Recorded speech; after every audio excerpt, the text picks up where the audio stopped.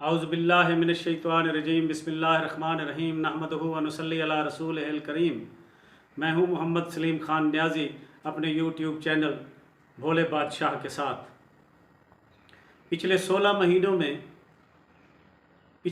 महीने की क्या बात करें, पाकिस्तान बनने से लेकर आज तक इस मुल्क की आवाम की फलाह व बहबूद के लिए कोई अगर कानून बनाया भी गया तो उस पर अमल नहीं किया गया। हाँ, ये ज़रूर हुआ कि इन ऐवानों में बैठने वाले वो लोग जिन्हें हम अपना हमदर्द, अपना रहनुमा बनाकर इन ऐवानों में भेजते हैं, उन्होंने अपनी हिफाजत के लिए ऐसे ऐसे कवानीन मुतारिफ़ करवाए और वो दिनों में मंजूर करवाए कि देखने वालों को और सुनने वालों को भी हैरत हुई कि कमाल है इन्हां दी मजदूरी थे जो मिनट लाते ने केड़े मेहनत काशन है। 25 करोड़ की आबादी में से चंद सौ लोगों को मुंतखब करके इस मुल्क के अवाम, लावारिस अवाम, गरीब अवाम, मसाइल के मारे हुए अवाम इस उम्मीद पर हर दफ़ा भेजते हैं हर नई असम्बली में कि अब की बार हमने अच्छे लोगों को चुन लिया है, हमदर्द लोगों को चुन लिया है और शायद खुदा का खौफ रखने वालों को चुन लिया है। अब की बार हमारे मुल्क की हालत ज़रूर बदल जाएगी। लेकिन 75 सालों से 76 सालों से ख्वाब देखने वालों के ख्वाबों को ताबीर नहीं मिली। यानी होना तो ये चाहिए था कि अगर किसी मुंतखब नुमाइंदे पर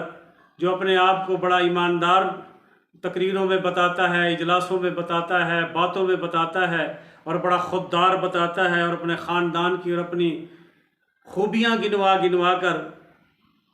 उनकी ज़बान को कुछ नहीं थींदा, वट ही नहीं सी पौंदा कोई, तो चाहिए तो ये था कि ऐसे लोग जो हैं बरमला ये कहते कि आए, हम तैयार हैं एहतसाब के लिए और अपने ऊपर लगने वाले हर इल्ज़ाम का जवाब देंगे हम। लेकिन बजाय इसके कि हम इस मुल्क में जो कलमे की बुनियाद पर वजूद में आया, जो इस बुनियाद पर वजूद में आया कि मुत्तहिदा हिंदुस्तान में बसने वाले मुसलमानों को इंसाफ मुहैया नहीं किया जाता था, उनके साथ वो सलूक नहीं किया जाता था जिसके वो मुस्तहिक थे, इसलिए ये नया मुल्क बना और इस मुल्क के बसने वाले इसी इंतज़ार में हैं अभी तक कि अल्लाह पाक, वो पाक रब जो चाहे तो जो चाहे करे, जो चाहे कर सकता है, जो मालिक कादिर है, कि शायद उसको हमारी हालत पर रहम आ जाए और किसी एक मुद्दत में ही कोई ऐसे नुमाइंदे इस मुल्क में हुक्मरानी के लिए आ जाएं जिनको खुदा और उसके रसूल का खौफ हो और अपने लोगों से मोहब्बत के साथ इस मुल्क की सालमियत से भी जिनको मोहब्बत हो। मैं अगले दिन औलिया मकबूल जान साहब की एक तकरीर सुन रहा था, फिर नेट पर मैंने सर्च करके मुकम्मल तफसीलात भी देखी। यकीन जानिए, बतौर पाकिस्तानी, बतौर मुसलमान, बतौर इंसान मुझे इतनी शर्म आई कि वो आदन नसी कि जरी भोरी शर्म दी हो भी हा तो ढकनी नक डबो ते मर वने हा। लेकिन मरना तो शर्म से उन लोगों को चाहिए जिन लोगों का ये किरदार है। हम लोग तो ख्वाब देखने वाले लोग हैं, हम लोग तो एतमाद करने वाले लोग हैं, हम लोग तो हर दफ़ा इनकी चिकनी चुपड़ी बातों में आकर हसीन ख्वाब देखने वाले लोग हैं। तो वो बता रहे थे कि वो मुल्क जिसको हमने अपना अज़ली दुश्मन समझा हुआ है और जिसकी बुराइयां करते करते ना हमारे लीडर थकते हैं और ना ही हमारे मजहबी रहनुमा। ये और बात कि उसके साथ 76 साल दुश्मनी में हमें सिवाय नुकसान के और कुछ भी हासिल नहीं हुआ। तो उसकी लीडरशिप के मुतल्लिक वो बता रहे थे कि लाल बहादुर शास्त्री से लेकर नरेंद्र मोदी तक जिनकी बुराइयां करते हुए, जिनको गालियां निकालते हुए हम नहीं थकते, एक भी लीडर ऐसा नहीं है जिसकी एक मरला जायदाद भी किसी गैर मुल्क में हो। यानी ये, अगर मैं सच्चा पाकिस्तानी होने के नाते से, पक्का मुसलमान होने के नाते से और इंसाफ पसंद इंसान होने के नाते से ये कहूँ कि ये हमारे उन लीडरों के लिए, कायदीन के लिए डूब के मर जाने का मकाम है जिन्होंने अरबों खरबों रुपए की जायदादें बाहर के मुल्कों में बनाई हुई हैं اور وسائل وہ سارے اس غریب ملک کے تھے۔ ہم لوگوں کے ٹیکسوں سے جو وسائل اکٹھے ہوئے انہی میں سے لوٹ مار کر کے انہوں نے یہ تمام جائیدادیں باہر کے ملکوں میں بنائیں۔ اور شرم کا مقام تو یہ ہے کہ وہ لیڈرشپ جس کی ہم برائیاں کرتے نہیں سکتے، اور وہ ملک جس کے لیے ہم ہر وقت تلے ہوئے ہیں کہ کوئی جہاد کا موقع آئے اور شاید ہم اس کو فتح بھی کر لیں، تو اس کے جو قائد ہیں، اس کے جو لیڈر ہیں، اس کی عوام کے جو رہنما ہیں، جن کو ہم کافر اور دشمن کہتے نہیں تھکتے، ان کی باہر کے ممالک میں کوئی جائیداد نہیں ہے۔ یعنی وی پی سنگھ، منموہن سنگھ، اٹل بہاری واجپئی، نریندر مودی، لال بہادر شاستری، جواہر لال نہرو، کن کا نام لوں میں، راجیو گاندھی، اندرا گاندھی۔ یعنی میں تو تب خوش ہوتا جب مجھ پر یہ انکشاف ہوتا کہ یہ لوگ جن کی ہم برائیاں کرتے نہیں تھکتے، ان کی باہر کے ملکوں میں کھربوں روپے کی جائیدادیں موجود ہیں، پھر تو میری خوشی کا کوئی سما نہ ہوتا، کوئی اندازہ نہ کر سکتا۔ لیکن میرے لیے تو شرم کا مقام تھا، اور ان تمام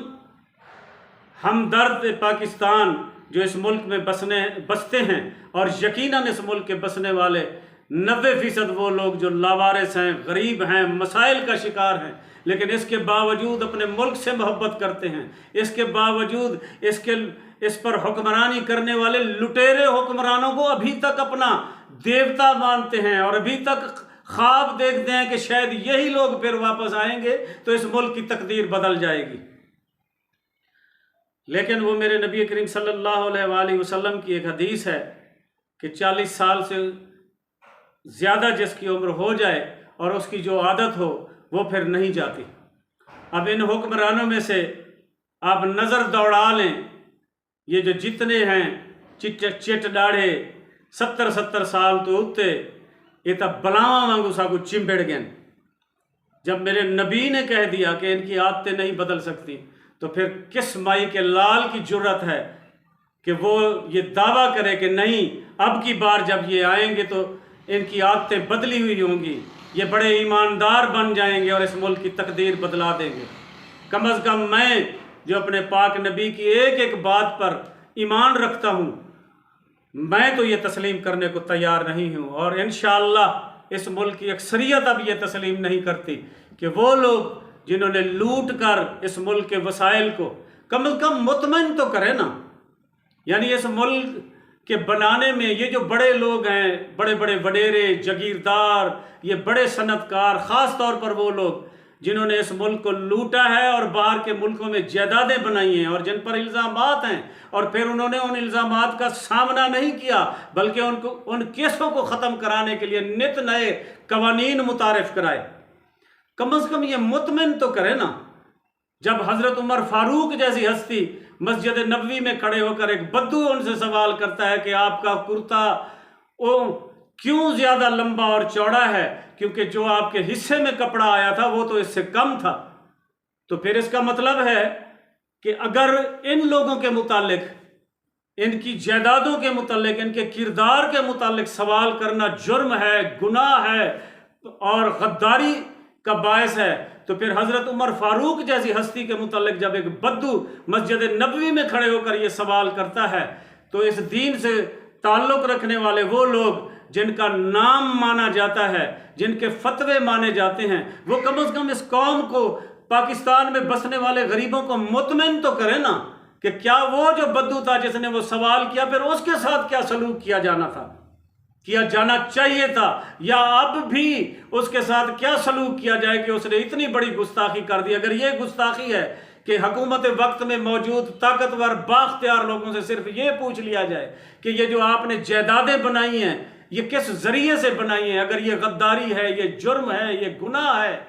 اور اس کے لیے قوانین بھی بنا دیے گئے ہیں، تو پھر اتنی بڑی ہستیاں، اور حضرت عثمان غنی جیسی ہستی جس کو کھانا کھاتے ہوئے ٹوک دیا گیا کہ آپ اتنا قیمتی کھانا، اتنا لذیذ کھانا کھا رہے ہیں، اس کے لیے وسائل کہاں سے آئے، اور پھر انہوں نے مطمئن کیا۔ اور میرا نبی، میرا وہ پاک نبی جو میرے اللہ کو سب سے زیادہ پیارا ہے، جب اپنی سب سے پیاری بیٹی بی بی فاطمہ کا ہاتھ پکڑ کر یہ کہتا ہے کہ کسی بھول میں نہ رہنا کہ تم محمد صلی اللہ علیہ وآلہ وسلم کی بیٹی ہو، وہاں فیصلہ اعمالوں پر ہوگا۔ میں تو پھر اپنے دینی رہنماؤں سے درخواست کروں گا، وہ دینی رہنما جو ہمیں تو یہ بتاتے ہیں کہ پیشاب کا ایک قطرہ، حرام کا ایک قطرہ بھی اگر کمائی میں شامل ہو جائے تو وہ ساری حرام ہو جاتی ہے۔ وہ کیسے ان لوگوں کے ساتھ ان کے جلسوں میں، میٹنگوں میں، ان کے ساتھ لوگوں کے پاس جا کر کیسے گارنٹیاں دیتے ہیں ان کے کردار کی۔ آخر میں یہی درخواست ہے اس ملک میں بسنے والے تمام اداروں کے طاقتور لوگوں سے کہ اگر واقعی اس ملک میں احتساب کرنا ہے، اس ملک میں امن و امان لانا ہے، اس ملک میں خوشحالی لانی ہے، اور غریبوں کو بھی یہ اطمینان دلانا ہے کہ وہ بھی اسی ملک کے باسی ہیں، ان کا بھی حق ہے اس ملک پر، وہ صرف اس لیے نہیں ہیں کہ ان کی بیٹیاں باندیاں بن کر بے حیا اور بے شرم پیروں کے گھر میں اپنی عزتیں لٹوائیں، وہ اس لیے نہیں ہیں کہ اس ملک میں بسنے والے غریبوں کی بچیاں بے حیا اور بے شرم وڈیروں کے گھروں میں قتل ہو جائیں اور کوئی ان کو پوچھنے والا نہ ہو۔ غریبوں کو، اس ملک کی 80% آبادی کو اطمینان تو دلایا جائے کہ آنے والے دنوں میں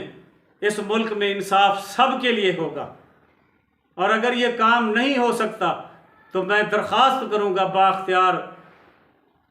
اداروں کے بڑے بڑے لوگوں سے، بااختیار لوگوں سے، اور اپنے سیاسی، سماجی اور خاص طور پر دینی رہنماؤں سے کہ انصاف پر مبنی تقریریں نہ کیا کریں، انصاف پر مبنی لارے نہ دیا کریں، یہ مثالیں نہ دیا کریں ہمیں نیک ہستیوں کی جنہوں نے اپنی زندگیاں گنوا دیں لیکن کسی بھی 2 نمبر کام کی طرف ان کا دل مائل نہ ہوا اور وہ صرف اللہ اور اس کے رسول کا خوف تھا۔